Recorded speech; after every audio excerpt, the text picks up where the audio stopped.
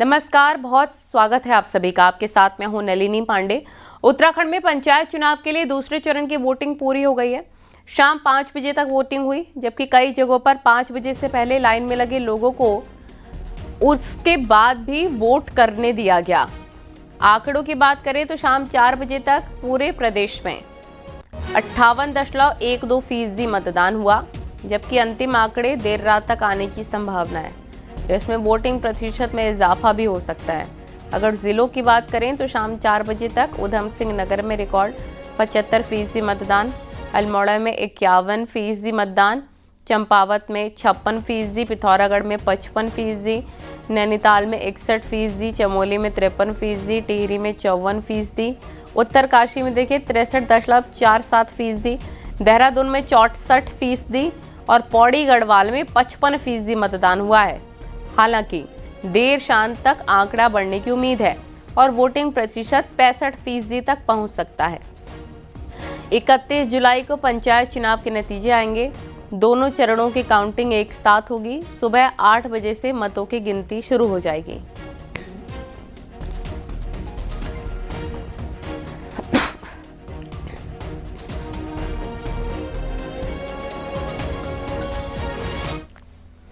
सोमवार को उत्तराखंड में त्रिस्तरीय पंचायत के लिए दूसरे चरण का चुनाव मतदान हुआ है। मतदान के दौरान मुख्यमंत्री पुष्कर सिंह धामी भी हल्द्वानी पहुंचे। सीएम धामी ने सुबह ही अपील की थी कि पहले मतदान फिर जलपान, जिसका असर दिखा और राज्य में पंचायत चुनाव के दूसरे चरण में जमकर वोटिंग हुई। हल्द्वानी में सीएम धामी ने फॉरेस्ट ट्रेनिंग इंस्टीट्यूट में एक पेड़ अपनी मां के नाम कार्यक्रम में हिस्सा लिया। इस दौरान मुख्यमंत्री ने कहा कि पंचायत में जिस तरीके से मत प्रतिशत बढ़ा है, उससे साफ है कि जनता का भरोसा सरकार के ऊपर है। वहीं लोगों से एक पेड़ मां के नाम अभियान से जुड़ने की अपील भी की गई है कि एक पेड़ मां के नाम जरूर लगाएं।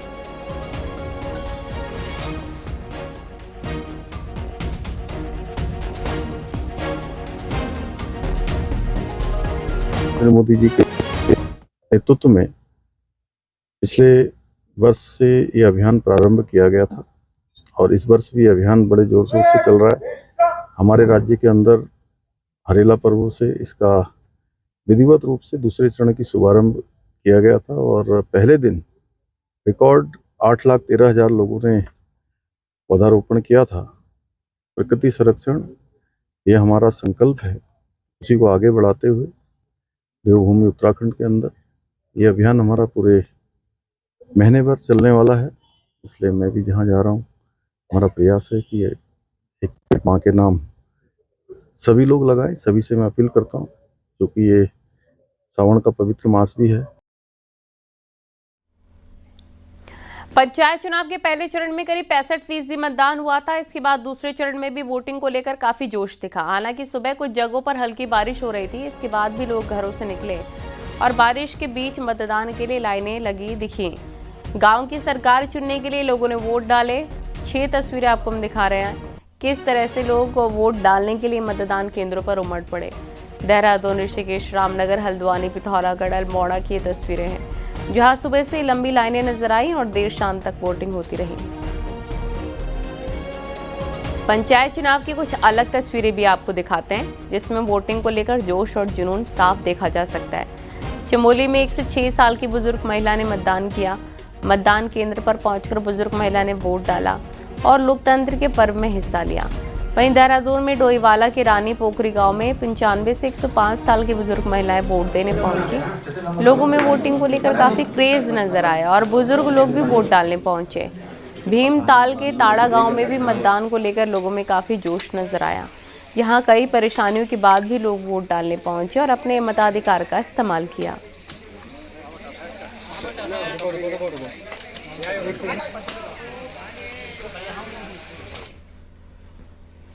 और बीजेपी प्रदेश अध्यक्ष महेंद्र भट्ट ने चमोली जिले में अपने गांव ब्राह्मण थाला में पत्नी के साथ मतदान किया और लोगों से पंचायत चुनाव में ज्यादा से ज्यादा वोट करने की अपील भी की। बीजेपी प्रदेश अध्यक्ष महेंद्र भट्ट का कहना है, मतदान को लेकर लोगों में जबरदस्त उत्साह बना हुआ है।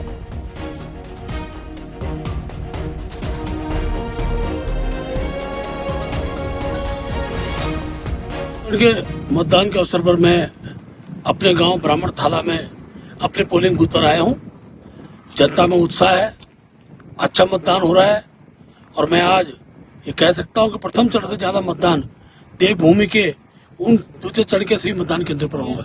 विकास के लिए सरकार चुननी है और अच्छे जनप्रतिनिधि चुनने का जो उत्साह यहाँ की जनता में दिखाई दे रहा है, ये देवभूमि वीरभूमि में लोकतंत्र के प्रति जनता की आस्था है।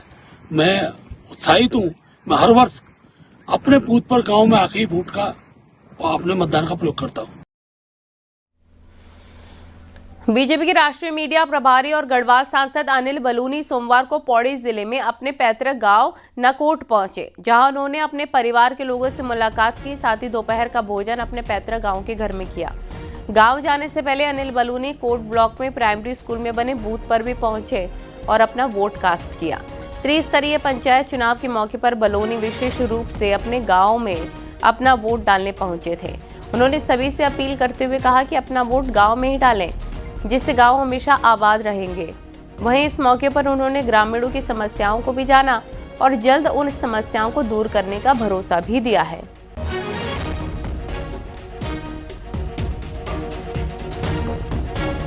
से सांसद और बीजेपी के राष्ट्रीय मीडिया प्रभारी अनिल बलूनी भी अपने पैतृक गांव में पहुंचे। इस समय पैतृक गांव की ये तस्वीरें हैं, जहां पर वो अपने परिवार के लोगों से मुलाकात कर रहे हैं। अपने पैतृक घर में जहां पर उन्होंने अपना बचपन बिताया है, वहां पे वो पहुंचे हैं और तमाम जो लोग हैं ग्रामीणों से मुलाकात कर रहे हैं। अभी कुछ ही देर पहले उन्होंने जो वोट कास्ट किया है उनसे बातचीत कर लेते हैं। सर, आज अपने गाँव पहुँचे हैं आप, पैतृक गाँव, कैसा लग रहा है यहाँ पे आके?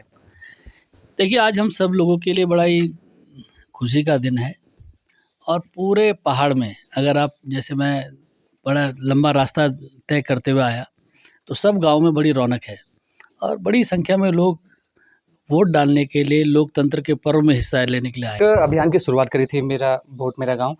उस मुहिम को लेकर आप क्या कहेंगे? अब उस मुहिम का शायद असर दिखने लगा है कि गांव की जो रौनक है वो लगातार बढ़ती जा रही है। देखिए, जब हम लोगों ने ये बात की थी तो लोगों को ये चीज़ समझ आने लगी कि इसका मतलब क्या है। इसका कोई राजनीतिक मतलब नहीं है। ये जिस मूल भावना को लेकर उत्तराखंड राज्य का निर्माण हुआ था, वो कहीं उस भावना समाप्त ना हो जाए, इसके लिए ये अभियान था। क्योंकि लगातार जिस तरीके से पहाड़ों में लोगों का पलायन हो रहा था, तो लोग जब नीचे जा रहे थे तो वोट भी उनके यहाँ से कम होते जा रहे थे और पहाड़ों में विधानसभा की सीटें लगातार कम हो रही थी। जैसे जब हमारा राज्य बना था तो पौड़ी जनपद में 8 सीटें थी, आज 6 रह गई हैं। आने वाले समय में अगर इसी तरह से चलता रहा तो और कम हो जाएंगी। तो इससे सामना करने के लिए हमने लोगों ने एक कार्यक्रम बनाया था कि अपना वोट लोग अपने गांव बनाएं। पंचायत चुनाव के दूसरे चरण में रामनगर के शंकरपुर बूथ पर उस समय हंगामा हो गया जब स्थानीय विधायक दीवान सिंह बिष्ट और चुनाव ड्यूटी में तैनात दरोगा राजवीर नेगी के बीच तीखी नोकझोंक हो गई। मामला मतदाताओं से कथित अभद्र व्यवहार को लेकर शुरू हुआ। इसके बाद विधायक ने दरोगा पर गंभीर आरोप लगाया और उसकी तत्काल उसे हटाने की मांग की है। मतदान के दौरान बूथ पर पहुंचे विधायक दीवान सिंह बिष्ट ने दरोगा पर आरोप लगाया कि वो सुबह से लगातार मतदाताओं को धमका रहा है और उन्हें मतदान केंद्र से भगा रहा है। विधायक ने मामले की शिकायत चुनाव के नोडल अधिकारी और एसडीएम से की, साथ ही दरोगा के खिलाफ कड़ी कार्रवाई की मांग की।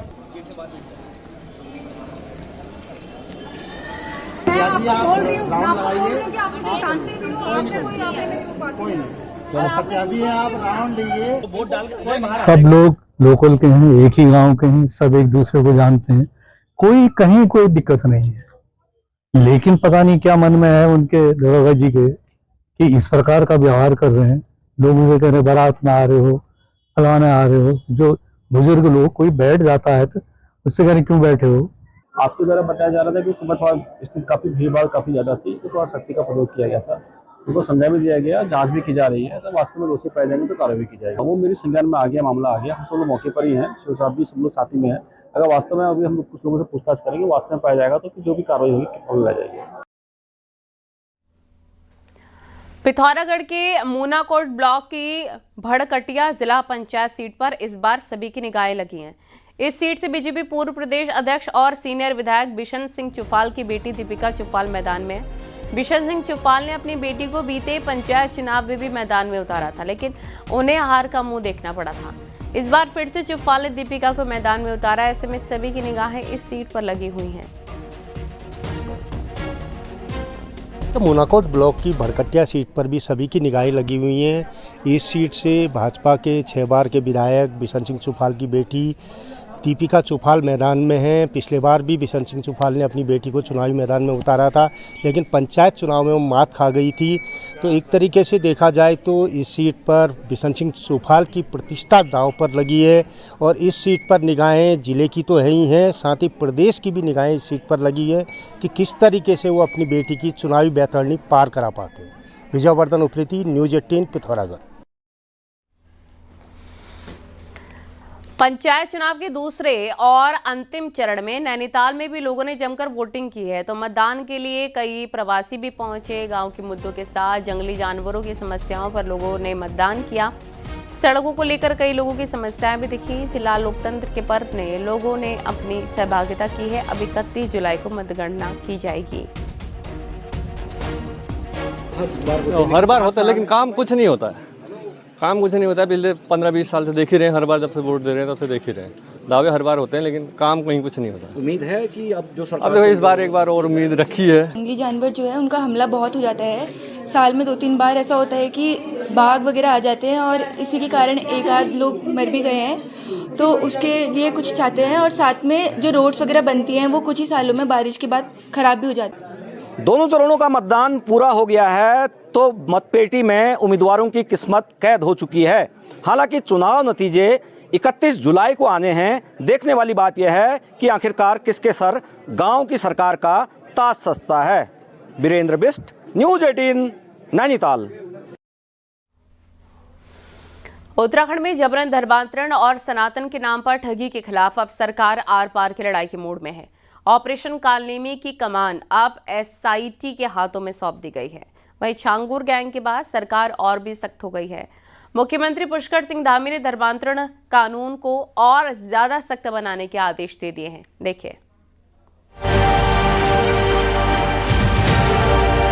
उत्तराखंड में जबरन धर्मांतरण के बढ़ते खतरे को भांपते हुए साल 2018 में धर्मांतरण विरोधी कानून अस्तित्व में आया था, लेकिन जब ये आग धीमी नहीं पड़ी तो साल 2023 में मुख्यमंत्री पुष्कर सिंह धामी ने कानून को और धारदार बना दिया।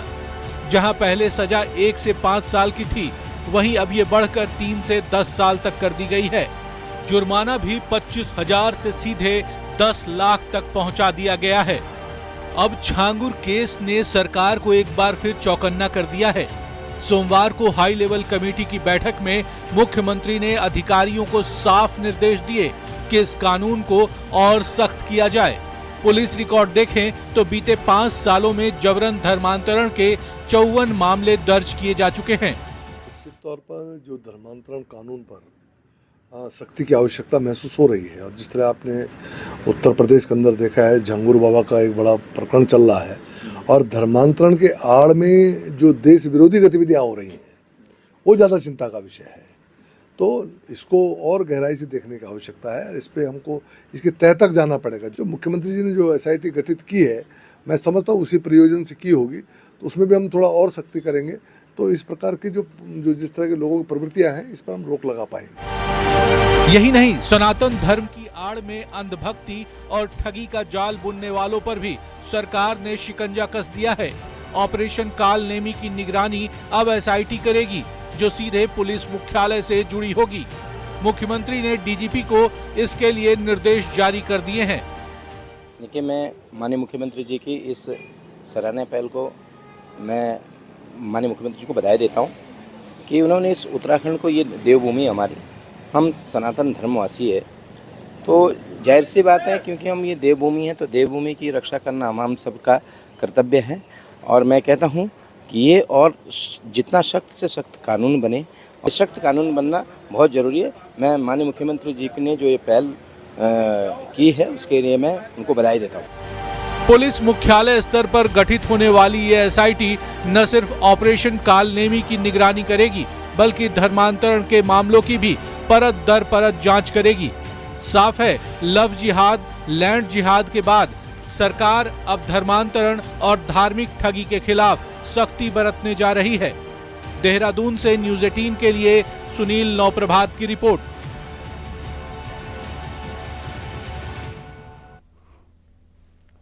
हरिद्वार के मनसा देवी मंदिर में रविवार को हुई दुर्घटना के बाद आज सचिवालय में सीएम धामी ने उच्च स्तरीय बैठक ली है। इसमें मुख्यमंत्री ने मंदिरों में श्रद्धालुओं की बढ़ती संख्या को ध्यान में रखते हुए मनसा देवी मंदिर, नीलकंठ महादेव, धारी देवी, पूर्णागिरी मंदिर, कैंची धाम, जागेश्वर सहित राज्य के प्रमुख धार्मिक स्थलों के सुनियोजित विकास के लिए आवश्यक दिशा निर्देश जारी किए हैं।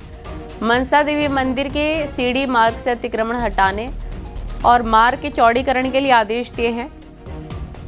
वहीं मंदिर परिसर की धारण क्षमता बढ़ाने, दुकानों को व्यवस्थित करने के साथ दर्शन व्यवस्था को और अधिक सुदृढ़ बनाने की योजना बनाई गई है। सभी प्रमुख धार्मिक स्थलों पर श्रद्धालुओं का पंजीकरण अनिवार्य किया जाएगा, जिससे दर्शन की संख्या नियंत्रित कर बेहतर प्रबंधन सुनिश्चित किए जा सकें।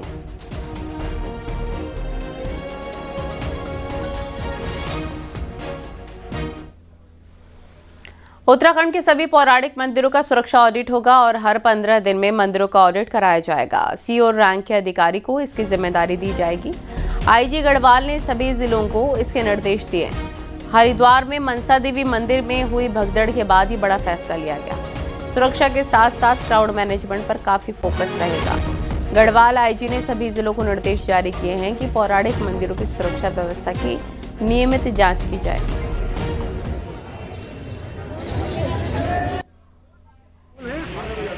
पब्लिक यूटिलिटीज़ हो, इलेक्ट्रिसिटी हो, फायर ऑडिट हो, इन सबों को कंप्लीट इसको ऑडिट करें।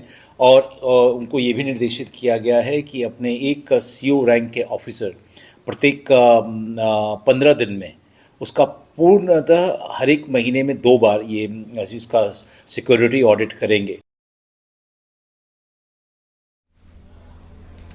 पवित्र सावन महीने के 30वें सोमवार के दिन देहरादून में सीएम पुष्कर सिंह धामी ने भगवान शिव की पूजा की। अपनी पत्नी गीता धामी के साथ मुख्यमंत्री ने पूजा अर्चना की और महादेव से प्रदेशवासियों की सुख समृद्धि और खुशहाली की कामना की।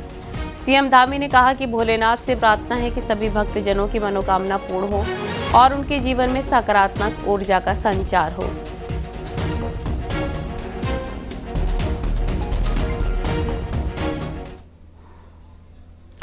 उत्तरकाशी में यमुनोत्री हाईवे बंद एक बार फिर से बंद हो गया है। सियाना चट्टी के पास हाईवे बंद हुआ है। पहाड़ी से भारी बोल्डर रोड पर आए हैं, इसकी वजह से आवाजाही पूरी तरीके से बंद है। सड़क बंद होने से कई यात्री फंसे हैं। हाईवे को खोलने का काम जारी है।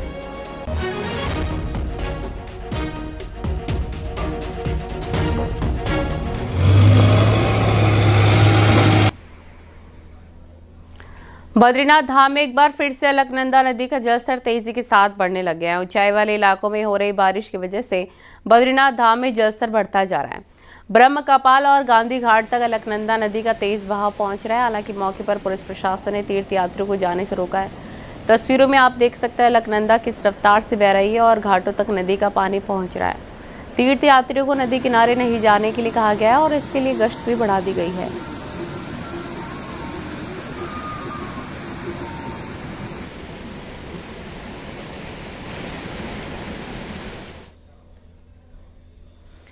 बरसात के सीजन में पिथौरागढ़ के दुर्गम इलाकों में ग्रामीण अपनी जान जोखिम में डालकर आवाजाही करने को मजबूर हैं। मधुकोट क्षेत्र में एक अदद पैदल पुल नहीं होने के कारण लोग नाले को इस तरह पार कर रहे हैं। महिला हो या फिर बच्चे, सभी खतरा मोल लेकर आवाजाही कर रहे हैं। यही नहीं, रोजमर्रा का सामान भी ऐसे ही ले जाया जा रहा है।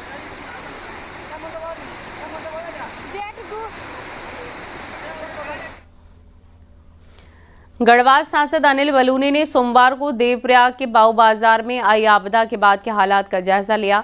अनिल बलूनी ने अधिकारियों के साथ मौके पर निरीक्षण किया और प्रभावित परिवारों से मुलाकात भी की। अनिल बलूनी ने अधिकारियों को हर संभव मदद देने के निर्देश दिए। उन्होंने कहा, कुछ दिन पहले ही केंद्र सरकार की तरफ से उत्तराखंड को 455 करोड़ की धनराशि मंजूर की गई है और राज्य सरकार भी आपदा प्रबंधन में कई ठोस कदम उठा रही है। लिहाजा लोगों को समस्याएं नहीं आने दी जाएंगी। आपको बता दें कि देवप्रयाग के पास पहाड़ी से हुए भूस्खलन से कई घरों को नुकसान पहुंचा है। साथ ही पेयजल लाइनें भी टूट चुकी हैं, जिसकी आम जनजीवन जिससे काफी ज्यादा प्रभावित हुआ है।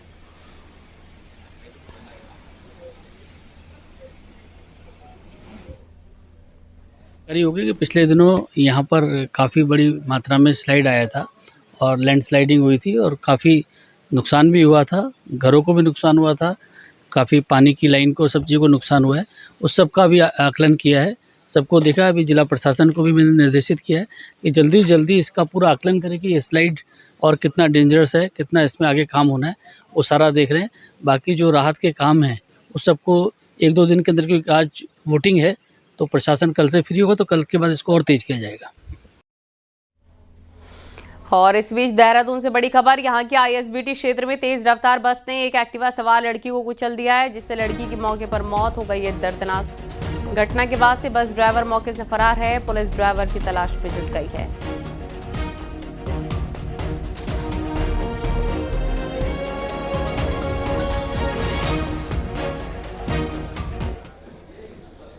खबरें जारी हैं, रुकेंगे छोटे से ब्रेक के लिए।